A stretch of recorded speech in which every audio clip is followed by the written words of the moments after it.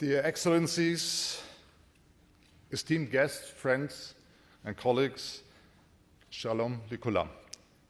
Last time, as you mentioned, and thanks for the kind words, 2 years ago, on the 21st of September, not even 3 weeks before 7th of October, I had the pleasure to be here already, so today it's different. Today it appears that the world is different, actually. Our very kind hosts, the colleagues from the Ministry of National Security and the Israeli police, yesterday led us to places of Sderot, the police station, to the kibbutz near Oz, and the place of the Nova Festival. This was very moving and impressive, and I must admit I cannot simply turn to the situation in Germany and not responding to what I've just heard here, because also we are heartbroken. Just a few moments ago we stood in silence to remember the victims of the Hamas attacks of 7th of October and the war in Gaza. We heard from the families of those still held captive by Hamas, and we heard from someone who has actually lived through the horror of Hamas captivity himself, Mr. Siegel. I don't know where he is, but I cannot see him now. I cannot begin to imagine the torment, fear and pain you have had during your time of captivity in the hands of Hamas, and I admire your strength, and I'm very grateful for your willingness to share what you have lived through and your strong voice, that the lives of the remaining hostages is still on the brink every day, that Hamas continues to refuse to let go of the hostages. On behalf of the federal government, and this includes also the other speakers here, Mr. Byrne, Mr. Hayem, and Mr. Rudaev, and I have to say, these are stories of pain, resilience, and also hope. And on behalf of the federal government and the German people, I want to express my profound compassion and my wish for strength, and to emphasize our continued hope for the safe return of your loved ones. We all hope you will soon be able to embrace each other again. What has befallen you and your family touches me and the German people deeply, as I said, not just as friends of Israel, but also because German citizens are also among those still held hostage. We all remember the recently published shocking video of starving Ron Poslavsky, who holds both Israeli and German citizenship. Just recently, Ruby Chan, father of Itai Chan, who is still held by Hamas in the Gaza Strip and also holds both Israeli and German citizenship, has visited Germany. He has delivered his strong message that Itai and the remaining hostages are counting on all of us to do what we can to bring them back home. As a father myself, this continues to touch me deeply, and together with all other fathers, mothers, brothers, sisters, sons and daughters, husbands, wives, I hope for the safe return of each and every one of the remaining hostages. Germany stands with you in this difficult time. We will support all efforts that can contribute to the release of the hostages. Let me be crystal clear here. Hamas could have ended this war at any time. It can still do so today simply by laying down their arms and letting go the hostages. Their continued unwillingness to do so shows that they are utterly indifferent to civilian casualties, even and particular among the Palestinian population. Germany stands by Israel as a friend in its righteous case to defend itself against the heinous form of terrorism which reached its terrible climax on the 7th of October. Terrorism is a scourge of humanity that we must fight together. Dear guests, when Hamas shows such a disregard for the suffering of the civilian population in Gaza, it is all more important that we, as democratic nations governed by the rule of law, remain a beacon of hope for the interests and the well-being of the civilian population. Wars being fought in areas where civilians live, where they work and sleep and eat, mean often civilians are the ones suffering the most from its consequences. Germany, with Israel's consent and in coordination with Jordan, has since 1st of August of this year delivered a total of more than 380 metric tons of humanitarian aid to Gaza through an airlift. Nevertheless, we remain concerned about the worsened humanitarian situation on the ground in Gaza. And Germany is ready at any time and in close coordination with our friends in Israel to do what is necessary to help to improve the humanitarian situation in Gaza.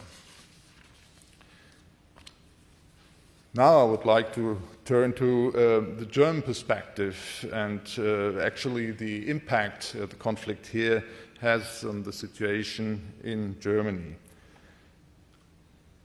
The 7th of October is a painful reminder for us in Germany and Europe that anti-Semitism is still again on the rise. We have been horrified to see the resurgence of anti-Semitism in our countries and around the world, often disguised as supposedly harmless criticism of the state of Israel. And let me be also clear here, I say that unfortunately Germany is no exception.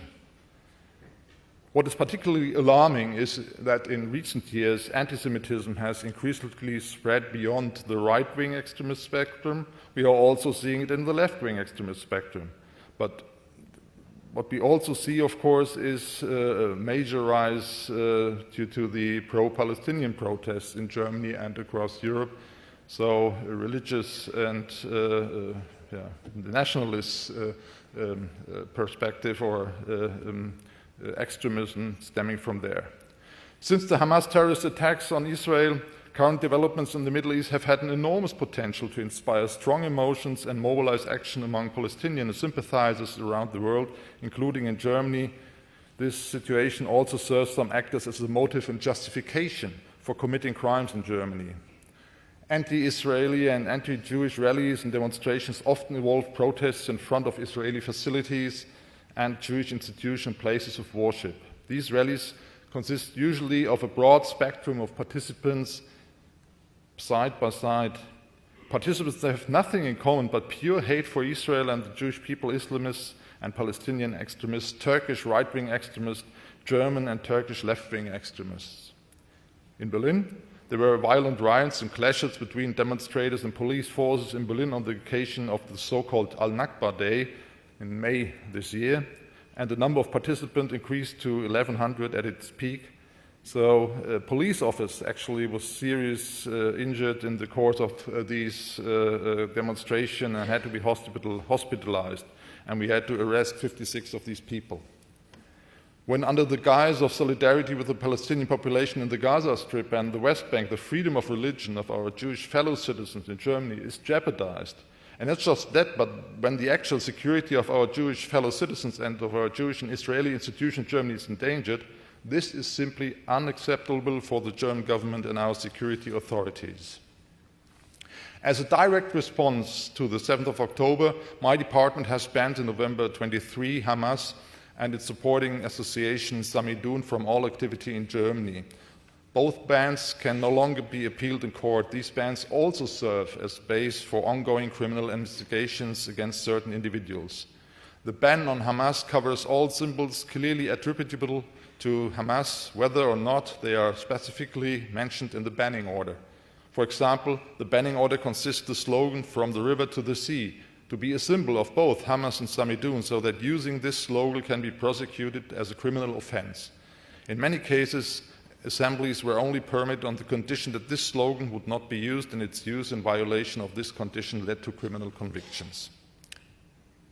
Of course, our measures have not stopped with banning of Hamas and Samidun. In July 24, we have also banned the Islamic Center in Hamburg, which is a direct subsidiary of the Iranian so-called Supreme Leader in Germany and has supported Hezbollah structures in Germany. We are all well aware of the objectives and actions of the so-called axis of resistance, and we are fully determined to tackle it. Just 2 months ago, my ministry, together with the Federal Foreign Office and 13 other countries, including the US and the UK, have publicly condemned activities of Iranian intelligence services on our sovereign territories.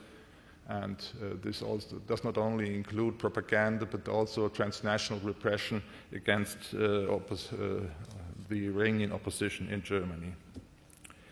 Dear guests, you all know the threat posed from Islamist terrorism remains high also for us in Germany. Just recently, the Islamic State published an editorial in a weekly magazine, Al-Nakba, threatening Christians in parts of Africa, but also calling on members in Africa to carry out attacks in Europe. So what we do see currently in Germany are rather low-profile attacks, but they still do exist. We had 6 attacks in Germany in 24 and 25. The most prominent examples are the 24 knife attacks of a lone offender in the German city of Mannheim and one in Solingen, where several people were killed or heavily injured. In Munich, an attacker drove a car into a public rally, injured more than 60 people. 2 people more, a small child and a mother died. Other Islamist attacks, including a knife attack on the Shoah Memorial situated in the very middle of Berlin, as well as in the bar in the German city of Bielefeld. The prevented attack in Munich in September 24, allegedly against the Israeli Consulate General, is also a worrying sign for a rising threat level. And last but not least, a few days ago, a student stabbed his teacher after becoming Islamist radicalized. As the past incidents show, individuals acting alone pose a particularly large and unpredictable threat. The attacks often target soft targets, such as crowds in public places, as I described, and mostly carried out by simple means, such as knife or a vehicle. In some cases, at least, ideological references to the so-called IS and the references to the situation in the Middle East were identified. Furthermore, all 8 Islamist attacks completed since 2020 were carried out by individuals without German citizenship.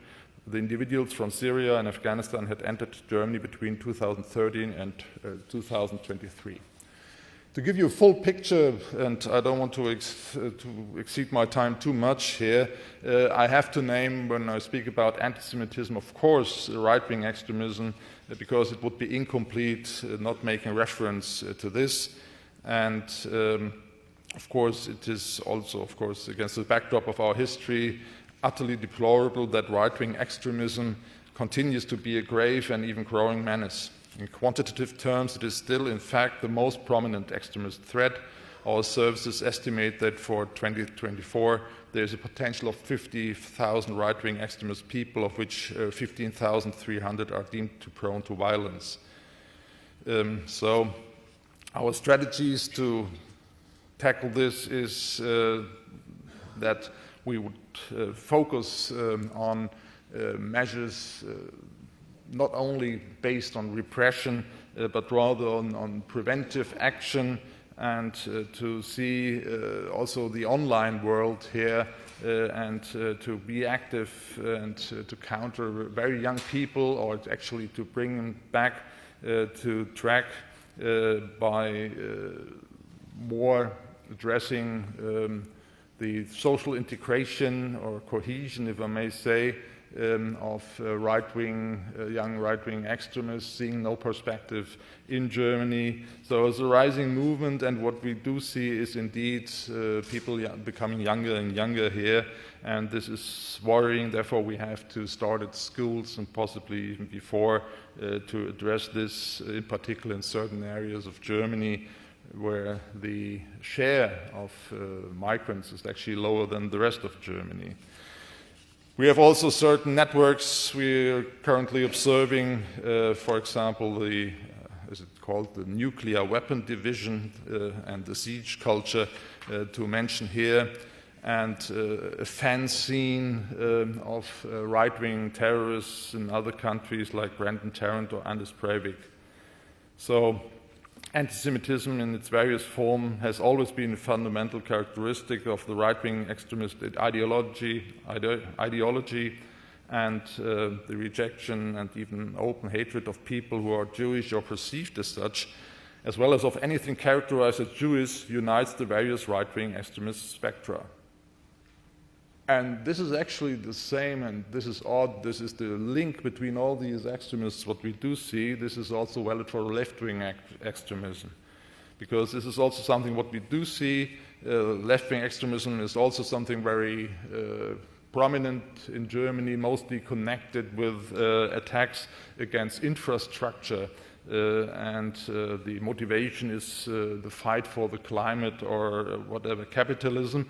And it's really odd, just as an observation, that sometimes these attacks are directed against public transport systems, which is, of course, really illogical if you fight for the climate, and then you address this infrastructure. But, and this I have to note, is that the left-wing extremists take also decisive part in the pro-Palestinian events, including those associated with extremism having a foreign dimension. These left-wing extremists describe Israeli policy using terms as apartheid, Holocaust, imagine, and genocide to equate it with the massive crimes of the Nazis. These positions link ideological left-wing extremists with Turkish left-wing extremists and Palestinian extremists, leading to joint actions.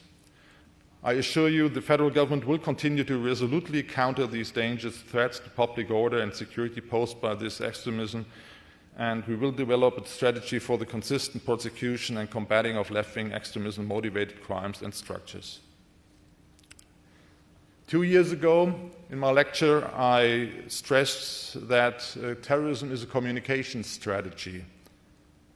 War on terror is also a war against malicious narratives, and it is absolutely vital that you win also this part of the war.